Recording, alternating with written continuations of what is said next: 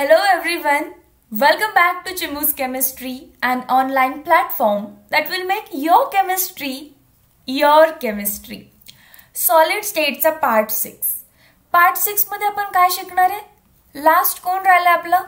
फक्त FCC. मग परत ज्या फॉर्मॅट मध्ये आपण SCC शिकलोय, ज्या फॉर्मॅट मध्ये आपण BCC शिकलोय, त्याच फॉर्मॅट मध्ये FCC हा लास्ट पोर्शन शिकायचा. सो या FCC चं पूर्ण नाव काय आहे? What is its full name? Ma'am, its full name is face centred cubic unit cell. That is FCC. परत याबद्दल सुद्धा आपण तेच पॉइंट शिकायचे, जसं की क्रिस्टल सिस्टीम, म्हणजे त्याचं स्ट्रक्चर बघायचं आपल्याला. म्हणजेच काय बघायचं आपल्याला? स्ट्रक्चर कसा दिसतो तो. त्याच्यानंतर आपण बघणार number of atom per unit cell, ज्यांना झेडनी डिनोट करतो. त्यानंतर कोऑर्डिनेशन नंबर, त्यानंतर पॅकिंग फ्रॅक्शन, आणि फ्रॅक्शन असेल तर आन्सर कशामध्ये लिहायचं? पॉइंट मध्ये. दॅट इज 0.74 FCCच्या केसमध्ये. FCCच्या केसमध्ये. आणि जर तुम्हाला पॅकिंग इफिशियन्सी विचारली तर ते कशामध्ये असणार? Percentage. So you will write 74%. And lastly कोण असेल? डेन्सिटी. सिम्बॉल आहे रो. सो मेन पॉइंट्स कोणते आहेत? Structure, Z, coordination number, packing efficiency, and fifth is density. So start with arrangement, that is structure. कसं असतं स्ट्रक्चर? ॲटम्स कॉर्नरला तर present आहेतच, पण फक्त कॉर्नरला प्रेझेंट असते तर तो SCC झाला असता. कॉर्नरला पण असणार आहे. आणि तुम्हाला ज्या 6 मी फेस मोजायला लावलेत, फेस म्हणजे काय म्हटलं मी? 6 भिंती, रूमच्या 6 भिंती. आता तुम्ही म्हणाल मॅम 6 कुठे असतात? 4च भिंत आहेत, समोरची, बॅक साइडची, right and left side. But त्यात 2 कोणत्या काउंट करायचा? वरचं छत आणि खालची फ्लोर. हे झाले तुमचे 6 face. So there are total 6 faces. And प्रत्येक फेस वरती छत, roof, right, left, back, front, या 6 फेसेस वरती सेंटरला बरोबर एक ॲटम नेऊन ठेवायचा. ही समोर जर तुमची भिंत असेल तर बरोबर याच्यामध्ये ॲटम नेऊन ठेवा. तुम्हाला काहीतरी असं स्ट्रक्चर दिसेल. सो याचा झेड काढायचा आहे. सो मी झेड काढण्यासाठी काय करा म्हणते? कुठे ॲटम्स आहेत? कॉर्नरला आहेत. त्याचं कशाने मल्टिप्लाय करायचं? कॉन्ट्रीब्युशन. त्याचं कॉन्ट्रीब्युशन किती आहे? प्लस अजून कुठे ॲटम आहेत? फेसला. त्याचं कॉन्ट्रीब्युशन किती आहे? त्याने मल्टिप्लाय करा. सो तुम्ही म्हणाल कॉर्नर, किती कॉर्नर असतात? Total 8 corner. 1 corner, 2 corner, 3 corner, 4, 5, 6, 7, 8. So there R 8 corners. आणि आता पाठ झालं असेल कॉर्नरचं कॉन्ट्रीब्युशन 1/8 प्लस फेस किती आहेत? 6 फेसेस. So right it 6. पण एक भिंत, एक फेस 2 रूम मध्ये कॉमन असते, तुमच्या रूम मध्ये आणि तुमच्या शेजारच्या रूम मध्ये. याचा अर्थ 2 पैकी एक भाग आपल्याकडे. 2 भाग होतात, समोरचा आणि मागचा, आपली रूम आणि शेजारची रूम. त्यातला एक भाग आपल्याकडे. सो फेसचं कॉन्ट्रीब्युशन असतं 1/2. So do the calculation. 1 + 3, answer will be 4. So झेडची व्हॅल्यू आली 4. सो तुम्ही आता लक्षात ठेवायचं आहे first point, Z = 4 for FCC. आणि राहील लक्षात. That's easy. कसं कॅल्क्युलेट करायचं तेही सांगितलं. लास्ट पार्ट मध्ये पण आय गेस मी तुम्हाला हे लिहून दिलंय. कॉन्ट्रीब्युशन ऑफ कॉर्नर, कॉर्नरचं कॉन्ट्रीब्युशन किती असतं? 1/8.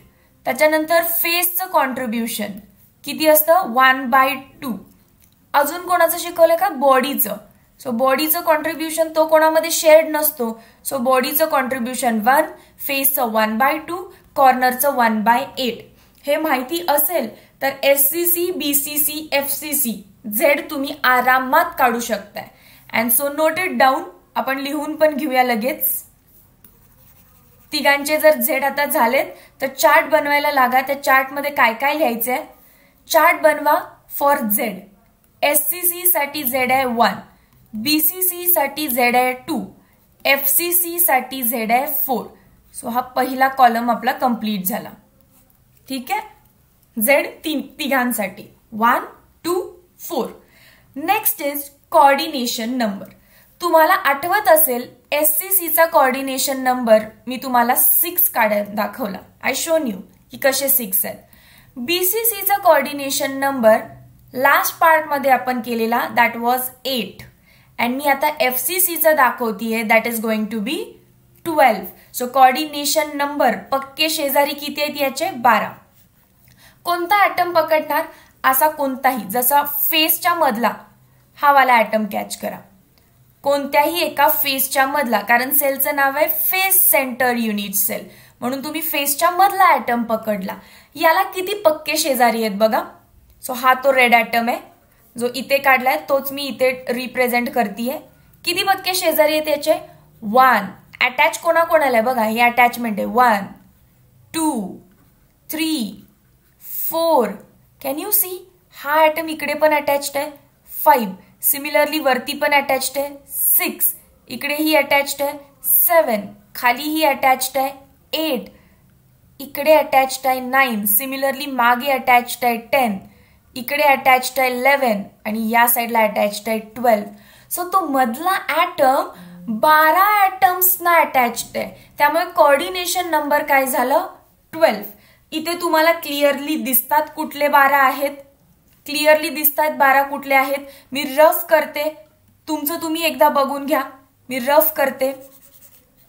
फक्त मधला ऍटम पेंटेड ठेवलाय, त्याला कसे 12 ऍटम्स आहेत परत एकदा काउंट करू. तुम्हाला बोर्डच्या पेपरमध्ये 12 फक्त नंबर लिहायचा आहे, कुठले 12 आहेत हे त्यांना दाखवायचे नाहीयेत. सो 1, 2, 3, 4, 5, 6, 7, 8, 9, 10, 11, 12. सो मी परत एकदा 12 ऍटम्स दाखवले. क्लिअर आहे? कळालं असेल तर ठीक आहे, नंतर पाठ ठेवा. एफसीसीचा कोऑर्डिनेशन नंबर 12 असतो. मग परत याचा चार्ट बनवा. एससीसीचा कोऑर्डिनेशन नंबर 6, बीसीसीचा कोऑर्डिनेशन नंबर 8, एफसीसीचा coordination number 12. Is that clear? Okay. मग तुम्हाला आठवत असेल relation between A and R पण काढत होतो आपण. Relation between A and R. So आपण ते जरा बघूया की काय रिलेशन आहे नेमकं एफसीसी साठी. इतकं तरी आठवत असेल की जे मी रिलेशन काढायला शिकवलंय ते प्रत्येकासाठी वेगळं आहे. एससीसीच्या केसमध्ये वेगळं, बीसीसीच्या केसमध्ये वेगळं अँड एफसीसीच्या केसमध्ये वेगळं. एससीसी साठी काय केलेलं तुम्ही? ए इक्वल्स टू 2R. बीसीसी साठी काय फाइंड केलेलं? 4R is equal to √3A. आठवतंय? मग तसंच एफसीसी साठी आज मी तुम्हाला सांगणार आहे 4R is equal to √2A असतं. काहीच डिफरन्स नाहीये. जरा बघा, 4R is equal to √3A, 4R is equal to √2A. आता बॉडी आहे, बॉडी मोठी आहे म्हणून त्यात 3 नंबर असतो √3. फेस आहे, फेस छोटा असतो त्यामुळे त्याच्यात 2 नंबर आहे √2. हिंट आहे ती, फेस छोटा म्हणून त्याच्यात √2 येतं, बॉडी मोठी त्यामुळे त्याच्यामध्ये √3 येतं. इक्वेशन तुम्ही पाठ करू शकताय. चार्ट मध्ये हे पण ऍड करा. सो झेडचा एक कॉलम, कोऑर्डिनेशन नंबरचा एक कॉलम आणि हा ए आणि आरचं रिलेशनचा एक कॉलम. पण आपण प्रूफ कसं करणार याला? परत 2 केसेस मी तुम्हाला दाखवणार की तुमचा फेस डायगोनल, बॉडी होती म्हणून बॉडी डायगोनल काढलं लास्ट पार्ट मध्ये. आता फेस आहे म्हणून फेस डायगोनल. फेस डायगोनल पहिल्यामध्ये मी प्रूफ करणार 4R इतका आहे. दुसऱ्यामध्ये प्रूफ करणार 4R ची व्हॅल्यू √2A आहे आणि मग म्हणेन from 1 and 2 4R is equal to √2A. मग इक्वेशन 1 मी आता लॅपटॉप वरती तुम्हाला जस्ट प्रूफ करून दाखवेन, पण इक्वेशन 2 मी तुम्हाला बोर्ड वरती प्रूफ करून दाखवेन. ठीक आहे? सो हे एकदा बघितलं, एससीसी, बीसीसी, एफसीसी बघितल्यानंतर लगेच पॅकिंग फ्रॅक्शनचे व्हिडिओ बघायचे, लगेच अपलोड होतील ते सुद्धा. Face centred cubic unit cell. So let me first tell you की ती इक्वेशन कशी आली आहे. त्यासाठी मला परत थोडीशी जागा लागेल. हे सगळं रफ करते, हे तुम्हाला कळालंय आपण कसं प्रूफ करणार आहे. मग बॉडी डायगोनल जसं इक्वेशन काढली तसं फेस डायगोनलला, आणि त्याआधी माहिती काय पाहिजे, फेस डायगोनल काय आहे. बघा, तुम्ही कोणतीही भिंत पकडा, मी म्हणतेय समजा तुम्ही काय केलं, एक अशी भिंत पकडली. मग त्या भिंतीच्या कॉर्नरवरती आहे की नाही ॲटम, डेफिनेटली आहे. इकडे आहे की नाही ॲटम, डेफिनेटली सगळ्या कॉर्नर्सला आहेत. आणि बघा फेस आहे ना, ही दिवार आहे तुमची, त्यामुळे या फेसच्या मध्ये पण ॲटम आहे, या फेसच्या मध्ये पण ॲटम आहे. सो वरची जर वरून साईडला जरी तुम्ही बघितलं टॉप व्ह्यू, तरी तुम्हाला असे 3 ॲटम्स दिसतील. मग हा कॉर्नर आणि ह्या कॉर्नर पकडा, अशी लाईन मारा याच्यावर. काय झालं, तुम्हाला दिसले की ही जी डायगोनल आहे ती अलॉंग द फेस आहे. कोणत्याही दिवारावर अशी लाईन मारा. आता माझी ही लॅपटॉप स्क्रीन आहे, मी या कॉर्नर पासून त्या कॉर्नर पर्यंत लाईन मारली की काहीतरी अशी दिसेल, आणि याच्यावर 3 ॲटम्स आहेत. परत मी म्हणेन all atoms are same, all atoms are same. जर सगळे ॲटम सेम असतील तर हिला आपण लाडाने म्हणतोय फेस डायगोनल. तर ही फेस डायगोनल किती होतीये बघा, R. Let me take different colour.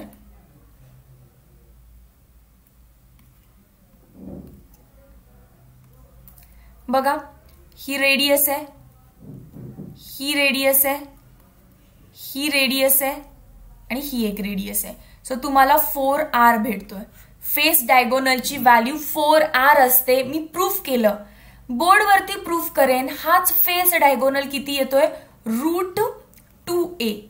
मग दोन्ही फेस डायगोनल आहेत, म्हणून तुम्ही प्रूफ काय केलं, 4r = √2a. आणि यातून तुम्ही a ची किंवा r ची तुम्हाला हवी तशी व्हॅल्यू काढू शकताय. r विचारला तर √2a/4, a विचारला तर 4r/√2. That's maths, you can do it. हो, मग आपण जाऊया आता पॅकिंग फ्रॅक्शनकडे. पॅकिंग फ्रॅक्शन, आता फॉर्म्युला आय गेस सगळ्यांना पाठ झाला असेल.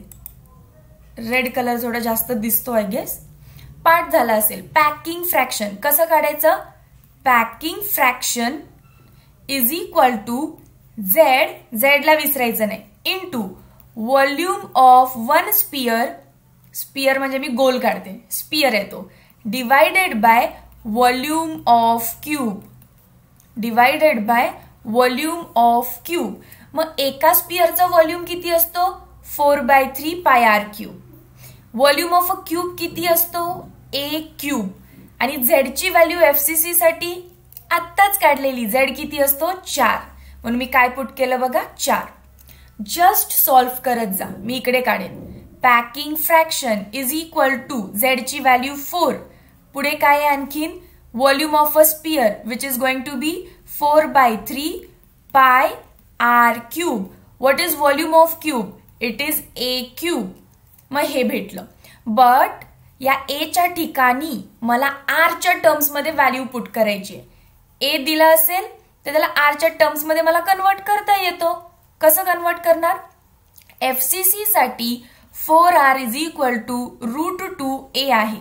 मग ए ची व्हॅल्यू काय झाली, 4r डिवायडेड बाय √2. मग जरा इथं पुट करू, 4 × 4 × π × r³ डिवायडेड बाय 3 × a³. म्हणजे कशाचा क्यूब आहे हा, a³ म्हणजे 4r/√2 चा क्यूब. 4 चा क्यूब, 4 4 चा 16, 16 4 चा 64. सो 64 × r³ डिवायडेड बाय √2 चा क्यूब किती, 2√2. √2 × √2 × √2 दॅट इज 2√2. न्यूमरेटरच्या डिनॉमिनेटरचा डिनॉमिनेटर वरती जातो. मग तुम्हाला असं दिसायला लागेल, 4 × 4 × π × r³ × 2√2. 2√2 गेला न्यूमरेटर मध्ये, डिवायडेड बाय 3 × 64 × r³. मी अजून काहीच कट केलं नाहीये. चला आता कट करत बसू. कशाला काय काय कट होतं, 4 1 चा 4, 4 16 चा 64, परत 4 1 चा 4, 4 4 चा 16, सो इथं खाली 4 राहिलं. परत अजून काय कट होतं का, आर क्यूबला आर क्यूब कट झाला. चेक मग मला काय काय भेटलं. पॅकिंग फ्रॅक्शन काय उरलंय वरती, पाय उरलंय, 2 उरलंय, √2 उरलंय, त्याच्यानंतर 3 एक उरलाय आणि 4 उरलाय. 3 and 4. Even I can do this ना. 2 1 चा 2, 2 2 चा 4. सो डिनॉमिनेटरला फक्त 2 उरला आता. 2 1 चा 2, 2 2 चा 4. मग फक्त डिनॉमिनेटरला 2 लिहून घ्या. झालं. So packing fraction is equal to √2 ची व्हॅल्यू पुट करा. पायची व्हॅल्यू 3.14 डिवायडेड बाय 6. हा झाला फ्रॅक्शन. पण जर तुम्हाला इफिशियन्सी हे दिसतंय का इथे तुम्हाला. सो पॅकिंग फ्रॅक्शनची व्हॅल्यू आली आहे √2 पाय बाय 6. पॅकिंग इफिशियन्सी काढायची असेल तर that is percentage. Just do it multiply by 100. जेव्हा हे सॉल्व्ह कराल तुम्हाला व्हॅल्यू भेटणार आहे 0.74. जर फ्रॅक्शन असेल तर. पर्सेंटेज असेल तर तुम्ही मल्टिप्लाय बाय 100 कराल आणि 74 लिहाल. त्या स्क्रीनवरती विदाउट रफ करता मॅथ्स मी करायचा प्रयत्न केलाय. बट इवन इफ तुम्हाला नाही समजत पॅकिंग फ्रॅक्शन, इथे टेन्शन घ्यायचं नाही. पॅकिंग फ्रॅक्शनसाठी मी बोर्डवरती व्हिडिओ बनवलाय. पण बेसिक एवढं तरी इथून लक्षात घ्या की पॅकिंग फ्रॅक्शनचा फॉर्म्युला काय आहे. Z into volume of one sphere divided by volume of cube. Volume of sphere असतो 4/3 pi r cube. Volume of cube असतो a cube. नेक्स्ट स्टेप मध्ये मला a च्या ठिकाणी व्हॅल्यू पुट करायची असते जे डिराईव्ह केलंय त्यातून. जसं की 4r is equal to √2a. यातून a काढायचं आणि तिथे पुट करायचंय.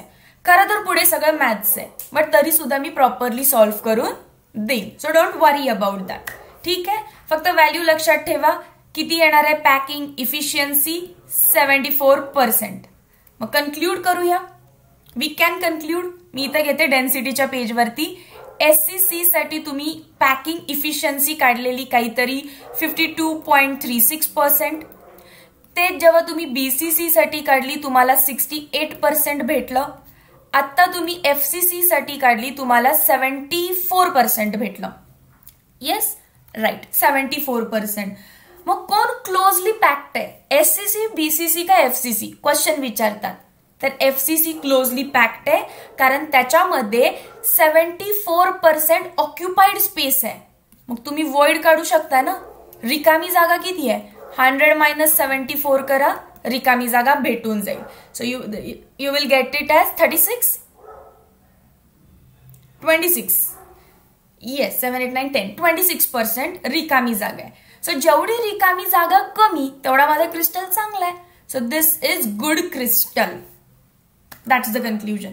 आता या डेन्सिटीकडे. सिंपल आहे. डेन्सिटीत काहीच करायचं नाही. Density is nothing but mass upon volume. फक्त सॉलिड स्टेट मध्ये वरती झेडने आणि खाली कशाने मल्टिप्लाय करायचं, ॲव्होगॅड्रो नंबरने. बट व्हॉल्यूम कोणाचा व्हॉल्यूम आहे, हा क्यूबचा व्हॉल्यूम आहे. So volume of cube is nothing but a cube. Volume of cube is nothing but a cube. मग फक्त a cube पुट करा. Density is equal to FCC साठी Z आपण काढलाय. That is going to give you value 4. Molar mass given असेल. Avogadro number 6.022 into 10 to power 23. Volume काय लिहिणार तुम्ही, a cube. आता प्रत्येक वेळी aच देतील असं काही नाही. R पण देतील. तुम्हाला a चं r मध्ये किंवा r चं a मध्ये कन्वर्जन करता येतं. Which is the formula, 4r is equal to √2a. कारण FCC चं स्टडी चाललाय म्हणून. डन. सो फक्त Z पुट करायला विसरायचं नाही.